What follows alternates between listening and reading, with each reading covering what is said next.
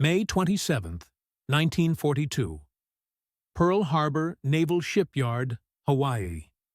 Commander Yasuji Watanabe of Japanese Naval Intelligence stood before Admiral Isoroku Yamamoto, commander of the Combined Fleet, with a folder of reconnaissance photographs spread across the chart table. Rain pattered against the windows of the command ship Yamato, as Watanabe pointed to blurry images of the USS Yorktown taking multiple bomb hits during the Battle of the Coral Sea. "The American carrier Yorktown has been destroyed, Admiral," Watanabe reported confidently. "Our pilots scored at least 2 direct hits with 800-kilogram bombs. Intelligence assessment confirms she either sank or is so severely damaged she will require at least 3 months in dry dock." Yamamoto nodded, satisfaction visible in his otherwise stoic expression. The elimination of one of America's precious few aircraft carriers simplified his complex plan for the coming Battle of Midway. With Yorktown gone, the Americans would have only 2 fleet carriers in the Pacific, Enterprise and Hornet, against his 4 carriers and overwhelming force. "Very good," Yamamoto replied. "Then we proceed as planned. The Americans cannot stop us with their remaining forces." 6,000 miles away, as Commander Watanabe delivered his report, the USS Yorktown limped toward Pearl Harbor, listing to port, a trail of oil marking her path across the Pacific. The destroyed carrier was wounded, but very much alive. Introduction and context. The spring of 1942 found the United States reeling from a series of catastrophic defeats across the Pacific. The devastating surprise attack on Pearl Harbor had crippled the American battleship fleet. The Philippines had fallen. Singapore had surrendered. The seemingly invincible Japanese Empire had seized control of a vast swath of territory from Burma to the Solomon Islands with frightening speed and efficiency. The U.S. Pacific Fleet, commanded by Admiral Chester W. Nimitz, faced the daunting task of halting the Japanese advance with limited resources. The pre-war American battle plan, Orange, had been rendered obsolete by the destruction of the battleship fleet at Pearl Harbor. Naval warfare had evolved, and aircraft carriers were now the decisive weapon in the Pacific theater. America entered 1942 with only 3 operational fleet carriers in the Pacific: USS Enterprise, USS Hornet, and USS Yorktown. Against them, the Imperial Japanese Navy deployed 6 fleet carriers and 4 light carriers, a disparity that seemed insurmountable. The Yorktown, commissioned in 1937, was one of the New Yorktown-class carriers. At 824 feet long, with a displacement of 20,000 tons and capacity for up to 90 aircraft, she represented the future of naval warfare. Her air group of 72 planes included devastating Douglas SBD Dauntless dive bombers, Douglas TBD Devastator torpedo bombers, and Grumman F-4F Wildcat fighters, the cutting edge of American naval aviation. Commanded by Captain Elliott Buckmaster, the Yorktown had already experienced a storied career. After serving in Atlantic convoy duty, she had been rapidly transferred to the Pacific after Pearl Harbor. She had participated in early raids on Japanese bases and played a pivotal role in the Battle of the Coral Sea in early May 1942, the first naval engagement in history where the opposing ships never saw each other, fighting entirely with aircraft. At Coral Sea, American and Japanese carriers had bloodied each other significantly. The Americans lost the carrier Lexington, while the Japanese lost the light carrier Shoho and saw their fleet carrier Shokaku severely damaged. The Yorktown herself had been hit by a Japanese bomb that penetrated 4 decks before exploding, causing significant internal damage and killing or wounding 66 men. The Japanese had won a tactical victory at Coral Sea, but suffered a strategic defeat. Their planned invasion of Port Moresby in New Guinea had been thwarted, marking the first check to the seemingly unstoppable Japanese advance. However, both sides had suffered, and the balance of naval power remained perilously tilted in Japan's favor. As the Yorktown approached Pearl Harbor on May 27th, her future looked bleak. Initial damage assessments suggested she would require months of repairs, time the American forces did not have. Japanese intercepts indicated a massive enemy operation aimed at Midway Atoll, the westernmost U.S. outpost in the Central Pacific, set to begin in early June. The loss of Midway would extend Japanese air power nearly to Hawaii itself, potentially forcing the U.S. fleet to withdraw to the west coast. In that moment of crisis, American industrial capacity, seemingly abstract and distant from the front lines, would be tested against the clock in a way no one had thought possible. Planning and Expectations, May 27, 1942. USS Yorktown, approaching Pearl Harbor. Captain Elliott Buckmaster stood on the bridge of his wounded ship, binoculars trained on the familiar outline of Oahu growing larger on the horizon. The acrid smell of smoke and burned electrical wiring still permeated parts of the ship. The Yorktown listed to port at nearly 6 degrees from the underwater damage caused by the 800-kilogram bomb that had torn through her hull at Coral Sea 3 weeks earlier. "What do you think they'll do with her, sir?" asked his executive officer, Commander Dixie Kiefer, voice low so the other bridge personnel couldn't hear. Buckmaster lowered his binoculars. 3 months in dry dock, minimum. Maybe 6. He gestured toward the visible damage to the flight deck and the internal spaces below. "She's hurt bad, Dixie." As the Yorktown passed the submarine nets guarding the entrance to Pearl Harbor, Buckmaster could see the scars of the December 7th attack still evident 6 months later. The rusting superstructure of the USS Arizona still visible above the harbor waters, oil still seeping from her ruptured tanks. Cranes and repair vessels crowded the harbor, working continuously to restore the Pacific Fleet's fighting capability. What Buckmaster couldn't know was that 6,000 miles away, Admiral Yamamoto and the Japanese combined fleet were already steaming toward Midway, convinced that Yorktown was out of action and that America would face the coming battle with just 2 carriers against Japan's 4. Nor could he have imagined what Admiral Chester Nimitz, Commander-in-Chief of the Pacific Fleet, was about to ask of him and his damaged ship. As Yorktown eased alongside Pier 1 of the Pearl Harbor Navy Yard at 10:37 in the morning, Buckmaster was surprised to see Admiral Nimitz himself waiting on the dock. The Admiral's white uniform stood in stark contrast to the oil-stained work clothes of the shipyard personnel surrounding him. Buckmaster knew instantly that something extraordinary was happening. In the improvised conference room of the Pearl Harbor Shipyard's administrative building, Nimitz wasted no time. Before him sat Captain Buckmaster, Yorktown's Damage Control Officer Lieutenant Commander Clarence Saunders, and Pearl Harbor Navy Yard Manager Commander William Gallagher. "Gentlemen," Nimitz began, his voice calm but intense, "Navy intelligence has confirmed that a major Japanese operation against Midway will commence on or about June 4th. We expect at least 4 enemy carriers." Nimitz spread a chart of Midway Atoll on the table. "This is their target. If Midway falls, Hawaii becomes vulnerable.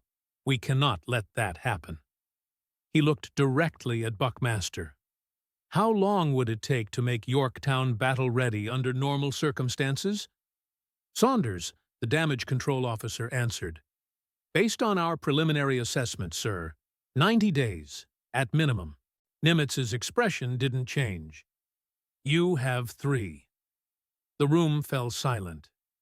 Gallagher, the shipyard manager, spoke first. "Admiral, with all respect, that's impossible. The damage to her internal frames alone—" "3 days, Commander," Nimitz repeated. "We must have this ship back in 3 days. The outcome at Midway may well determine the course of the war." Buckmaster studied his commander's face, searching for any sign of hesitation or doubt.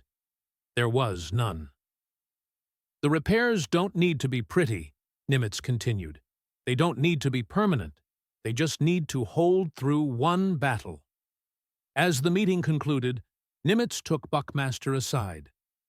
"The Japanese think Yorktown is out of action. Their entire strategy at Midway is based on facing only 2 of our carriers. Your ship could be the surprise that changes everything." Buckmaster nodded. "We'll be ready, sir." As Nimitz departed, Buckmaster and Gallagher stood on the pier, watching the first assessment teams swarm over the Yorktown's damaged hull. The shipyard manager shook his head. 3 days. We're going to need every worker on the island." "And a miracle," Buckmaster added. Intelligence and preparations. In the pre-dawn darkness of May 28th, Pearl Harbor Navy Yard erupted into unprecedented activity. Over 1,400 workers, every available man from the shipyard, converged on the wounded Yorktown. Floodlights illuminated the carrier's damaged hull as teams of workers moved across her like ants on a massive steel hill. Inside the makeshift planning office, Commander Gallagher coordinated the miracle that Nimitz had demanded. The walls were covered with hastily sketched repair diagrams, work schedules, and personnel assignments. There were no detailed blueprints available. They were back at Newport News, Virginia, where Yorktown had been built 5 years earlier. "We'll have to fabricate structural supports for the damaged compartments below the waterline," explained Lieutenant Commander Saunders to the assembled team leaders. "The entire central portion of the hull is warped from the bomb hit. Normally, we'd cut out the damaged sections and replace them." "No time for that," interrupted Gallagher. "We'll weld steel plates over the damaged sections and brace them internally. It won't be pretty, but it'll hold." In another corner of the yard, Chief Petty Officer William Miller supervised the draining of Yorktown's fuel tanks. "We've got to get her on an even keel before we can do the underwater repairs," he explained to his team. "Every degree of list complicates the repair process." By noon, over 600 men were working simultaneously on the carrier's flight deck, where a 40-foot section had been destroyed by the bomb hit. The sound of hammers, rivet guns, and acetylene torches created a deafening symphony of industrial might. Below decks, damage control teams assessed every compartment. The bomb had penetrated 4 decks before exploding, leaving a path of destruction through the heart of the ship. Ruptured electrical systems, damaged fire mains, destroyed bulkheads. The list of critical repairs seemed endless. Lieutenant Alan Vincent, in charge of electrical repairs, found himself facing a nearly impossible task. "We've got to replace over 3 miles of electrical wiring in 72 hours, he told his team. "I want every electrician in the yard working in shifts, around the clock." While shipyard workers tackled the physical repairs, Captain Buckmaster addressed another critical problem. Yorktown had left half her air group behind after Coral Sea. Replacement aircraft and pilots would need to be assembled immediately. Frantic messages went out to every naval air station in Hawaii, requisitioning any available F-4F Wildcats, SBD Dauntless dive bombers, and TBD Devastator torpedo planes. As darkness fell on the first day, Admiral Nimitz returned to inspect progress. Walking the littered deck with Buckmaster and Gallagher, he stopped occasionally to speak with exhausted workers. "How's it coming, sailor?" he asked a young welder securing a new steel plate to the flight deck. "We'll have her fixed, sir," the welder replied, sweat streaming down his face despite the cool evening air.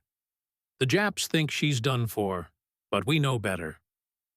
Nimitz nodded approval. "That's the spirit we need."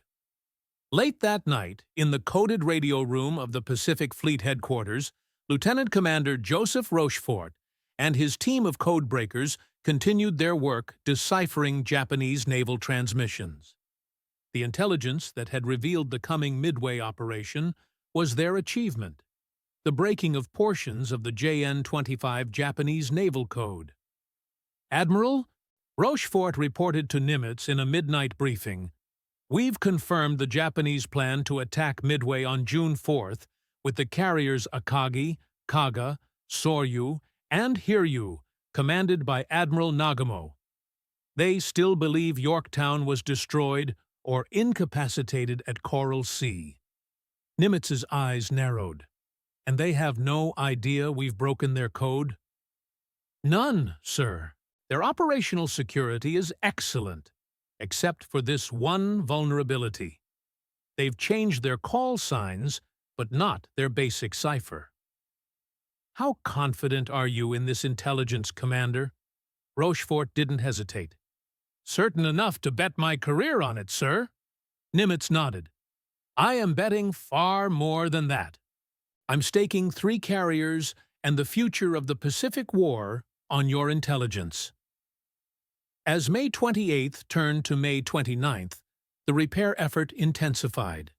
The initial estimate of 90 days for repairs had been based on standard Navy procedures, but these were not standard times, and standard procedures had been abandoned in the race against the clock. Opening actions, May 29th, 1942. Pearl Harbor Navy Yard. Dawn broke over the harbor to reveal the Yorktown transformed.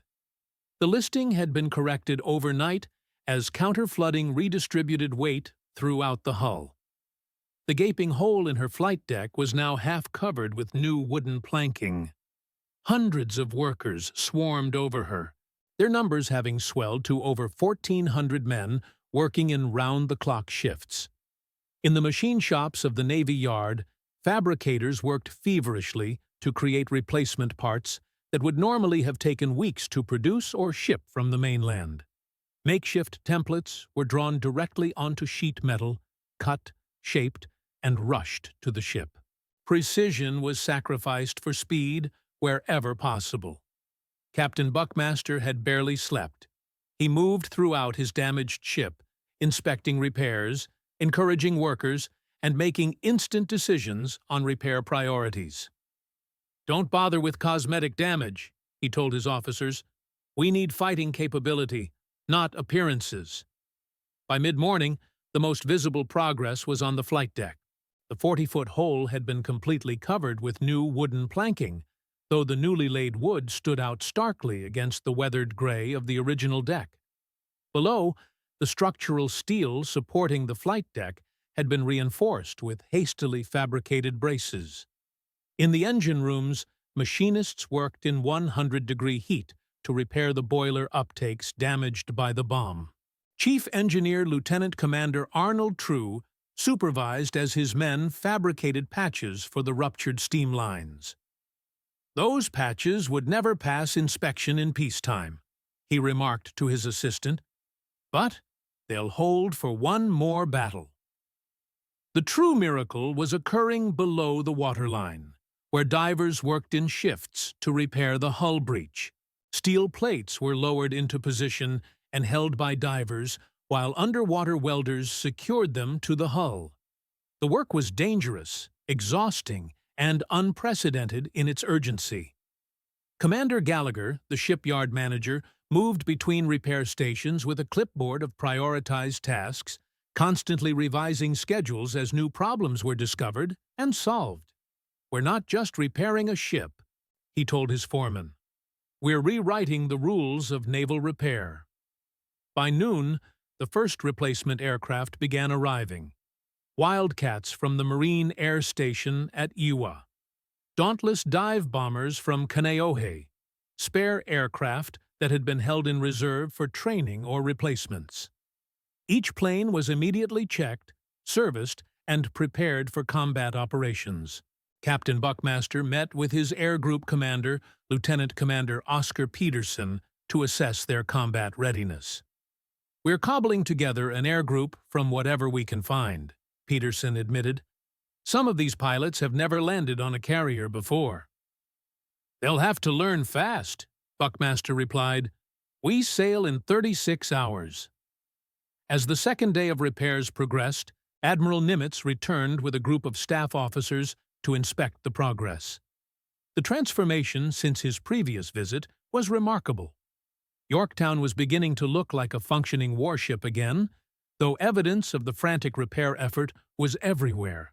Temporary cables running along passageways, makeshift bracing visible in damaged compartments, and the constant noise of repair work echoing throughout the hull. "I've never seen anything like it," remarked Captain Arthur Davis, Nimitz's operations officer.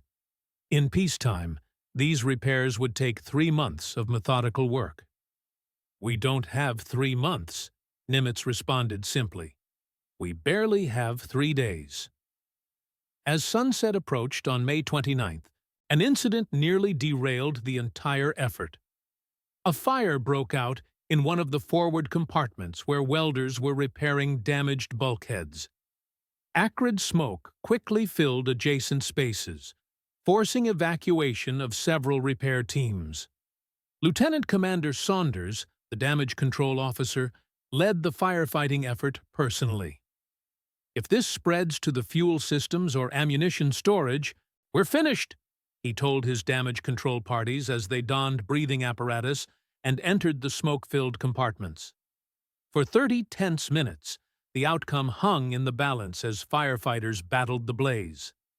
Finally, Saunders emerged, his face blackened with soot, but wearing a grim smile. "Fire's out. Damage is minimal. We can continue repairs." The near disaster served as a stark reminder of the risks they were taking. Safety protocols that would be mandatory in peacetime repairs were being bypassed in the interest of speed.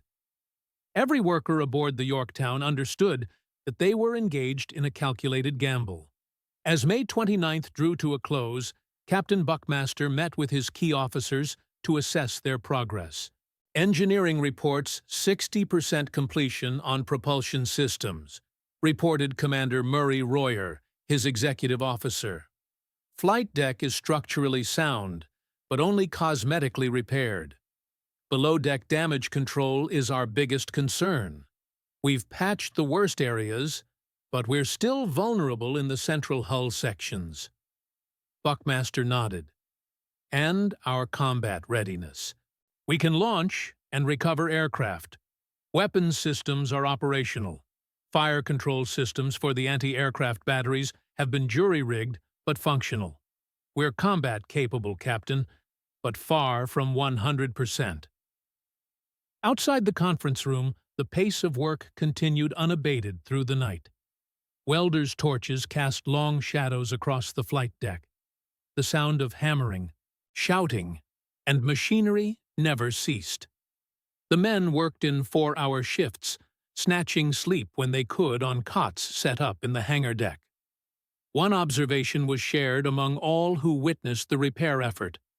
This was American industrial might in its purest form, the ability to accomplish the impossible through sheer determination, ingenuity, and manpower. What the Japanese had calculated would take months was being accomplished in days. As May 29th became May 30th, the end of the second repair day, the impossible began to look achievable. Yorktown was coming back to life, one weld, one rivet, one patch at a time. The ship that Japanese intelligence had written off as destroyed was preparing to sail again, straight into the most decisive naval battle of the Pacific War. The critical moment, May 30th, 1942, Pearl Harbor Naval Shipyard. The third and final day of the impossible repair effort dawned with a sense of urgency that bordered on desperation. Captain Buckmaster stood on the bridge of his wounded carrier, surveying the controlled chaos that engulfed his vessel. The deadline was no longer an abstraction. In less than 24 hours, Yorktown needed to be underway to meet the Enterprise and Hornet at the designated rendezvous point northeast of Midway. "How close are we?" Buckmaster asked Commander Gallagher, who hadn't left the ship in 48 hours. The shipyard manager consulted his dog-eared clipboard. its pages now stained with oil and coffee. Hull repairs are 90% complete. Propulsion systems are operational, but at reduced efficiency. We're estimating maximum speed of 28 knots rather than the usual 33. Flight deck is structurally sound. The critical question is whether the patched hull sections will hold at combat speeds. The decisive test came at noon. With repair crews still swarming through her internal compartments, Yorktown's massive engines turned over for the first time since Coral Sea. Black smoke belched from her funnel as the boilers built pressure. The entire hull vibrated as engineers gradually increased power. In the main engine room, Lieutenant Commander True monitored pressure gauges with hawk-like intensity. "Bring her up to 20 knots equivalent," he ordered the throttlemen. The massive turbines accelerated, their pitch rising as they drove the propeller shafts at increasing speed.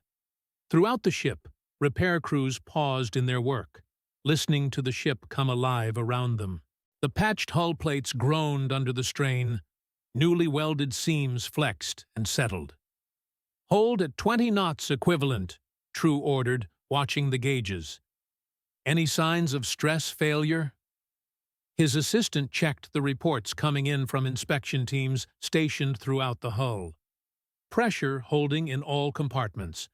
Minor seepage in frame 60, but well within pumping capacity. True nodded, relief visible on his exhausted face. "Take her up to 25 knots." The engines roared as power increased.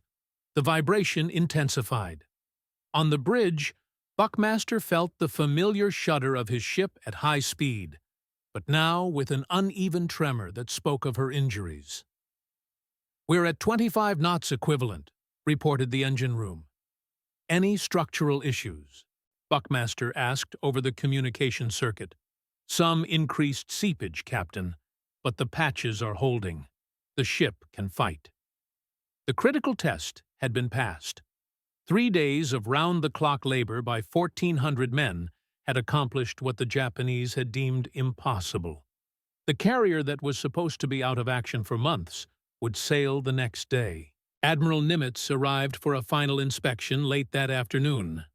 Walking the flight deck with Buckmaster and Gallagher, he observed the visible evidence of the hasty repairs: mismatched deck planking, temporarily sealed apertures, exposed cable runs. None of it was pretty, none of it was permanent, but all of it was functional. "She'll hold together, Admiral," Gallagher assured him. "We've essentially built a ship within a ship these past 3 days. The patches and bracing aren't elegant, but they're strong." Nimitz nodded, satisfaction evident in his expression. When the Japanese see this carrier at Midway, it will be their first indication that their intelligence was wrong, and that their entire battle plan may be compromised. As the sun set on the 3rd day of repairs, the final work teams completed their tasks. Aircraft were spotted on the flight deck. Ammunition was loaded. Stores and provisions came aboard. The Yorktown miracle was complete, the most extraordinary feat of naval repair in American history. At dawn on May 31st, Yorktown slipped her moorings and headed to sea, accompanied by the incredulous stares of those who had witnessed her shattered arrival just 4 days earlier. As the damaged but battle-ready carrier passed the harbor entrance, she carried with her the secret weapon of American industrial capacity, the ability to accomplish the impossible through sheer determination and manpower. Immediate aftermath and perspective. June 4th, 1942, 200 miles northeast of Midway Atoll. Lieutenant Commander Wade McCluskey stood on the flight deck of the USS Enterprise, watching as the air group prepared for launch against the Japanese carrier force. Beside him, another aviator gestured toward the distant silhouette of the USS Yorktown, sailing in formation 10 miles away. "Can you believe that's the same ship that limped into Pearl 5 days ago?" the pilot asked. The Japs are going to think they're seeing a ghost." McCluskey nodded. "She's the surprise they're not expecting." Within hours, that surprise would help change the course of the Pacific War. The Battle of Midway unfolded with a series of errors and missed opportunities on both sides, culminating in a 5-minute period that would alter the balance of naval power in the Pacific. American dive bombers from Enterprise and Yorktown found the Japanese carrier fleet at its most vulnerable moment, with fuel lines exposed across their decks, aircraft being rearmed, and fighter cover out of position. The result was devastating. 3 Japanese carriers, Akagi, Kaga, and Soryu, were mortally wounded within minutes of each other. The 4th, Hiryu, launched a counterattack that found the Yorktown. Despite her hasty repairs, Yorktown absorbed the punishment of 3 bomb hits. The patches held, the bracing reinforcements installed at Pearl Harbor maintained structural integrity, and the carrier remained afloat and operational. It took a second Japanese attack wave with torpedo bombers to finally cripple the resilient ship. As Yorktown's crew fought to save their vessel, the Enterprise's air group found and destroyed the Hiryu, the 4th and final Japanese carrier. By evening, the decisive carrier battle was over. Japan had lost 4 fleet carriers, hundreds of irreplaceable veteran air crews, and the strategic initiative in the Pacific War. From his flagship, Admiral Yamamoto received the devastating news of the carrier losses. The commander who had cautioned that he could run wild for 6 months to a year in the Pacific now faced the consequences of American industrial capacity that had returned a critically damaged carrier to battle in just 3 days. How is this possible? He reportedly asked his staff upon learning that Yorktown had participated in the battle. Our intelligence confirmed she was severely damaged at Coral Sea. The answer lay not just in American shipyard capacity, but in the innovative repair techniques developed under pressure at Pearl Harbor. Commander Gallagher later documented the unprecedented methods used. "We abandoned standard repair protocols and invented new techniques as we went. Steel plates were cut and shaped without formal blueprints. Internal bracing was designed on-site by engineers working from memory and experience rather than detailed plans." Lieutenant Commander Saunders, Yorktown's damage control officer, provided perspective on the scale of the achievement. "What we accomplished in 72 hours would have taken at least 90 days using standard methods. We compressed 3 months of repair work into 3 days by applying maximum manpower and working round the clock." Though Yorktown ultimately succumbed to her battle damage and was sunk by a Japanese submarine on June 7th, her presence at Midway had achieved the strategic surprise that Nimitz had sought. Her remarkable resurrection from near destruction represented the industrial capacity that would eventually overwhelm Japan's war machine. Strategic consequences. The resurrection of the Yorktown in just 72 hours represented more than an isolated feat of engineering and determination. It symbolized the fundamental asymmetry in industrial capacity between the United States and Japan that would define the remainder of the Pacific War. In the aftermath of Midway, Japanese naval planners were forced to confront an uncomfortable reality. America could repair major battle damage in days rather than months. This industrial disparity extended far beyond repair capability to the fundamental question of replacing losses. The 4 Japanese carriers lost at Midway represented nearly half of Japan's fleet carrier strength. More critically, they carried over 300 aircraft and crews that had been training and fighting together since before Pearl Harbor. Irreplaceable veteran pilots and support personnel with years of experience. Vice Admiral Nagumo, commander of the Japanese carrier force, articulated this reality in his battle report. "The loss of our experienced carrier air crews represents a strategic defeat from which we may not recover. While we can build new carriers, we cannot quickly replace the human expertise lost at Midway. Japan's naval construction capacity could replace the lost carriers only slowly. The heavy carrier Taiho was already under construction, but would not be completed until March 1944. Conversions of existing hulls would provide additional carriers, but none would enter service before mid-1943.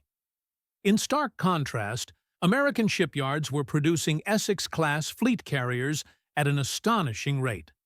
The USS Essex was launched in July 1942, just a month after Midway. By the end of the war, 24 Essex-class carriers would be completed or under construction, each larger and more capable than the carriers they replaced. The numbers told the story of industrial disparity with brutal clarity. Japan produced 6 fleet carriers during the entire war. The United States commissioned 17 new fleet carriers between 1943 and 1945. By 1944, American shipyards were launching a new escort carrier every 2 weeks. The 3 days of frantic repairs to Yorktown presaged what Japanese Admiral Yamamoto had feared before Pearl Harbor, when he cautioned, "I can run wild for 6 months or a year. After that, I have no expectation of success." The miracle of Yorktown's repair demonstrated that industrial capacity, the ability to build, repair, and replace losses faster than the enemy, would ultimately prove more decisive than tactical brilliance or fighting spirit. It was the mathematics of production that would determine the outcome of the Pacific War. Former Japanese naval officer Masatake Okumiya reflected after the war.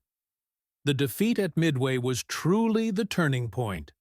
When we learned that the Yorktown, which we thought required months of repair, had been made combat-ready in just 3 days, we began to understand the industrial might we were facing.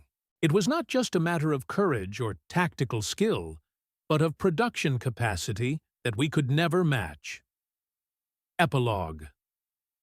In the 7 decades since World War II, the 3-day miracle of the USS Yorktown has become a symbol of American industrial capability at its most impressive, the ability to accomplish the seemingly impossible through innovation, determination, and sheer productive capacity. The men who performed the repairs received little public recognition at the time. Their achievement remained classified throughout the war to protect the intelligence advantage gained at Midway. The 1,400 shipyard workers who labored around the clock for 72 hours returned to their regular duties, many unaware of the strategic impact their efforts had produced.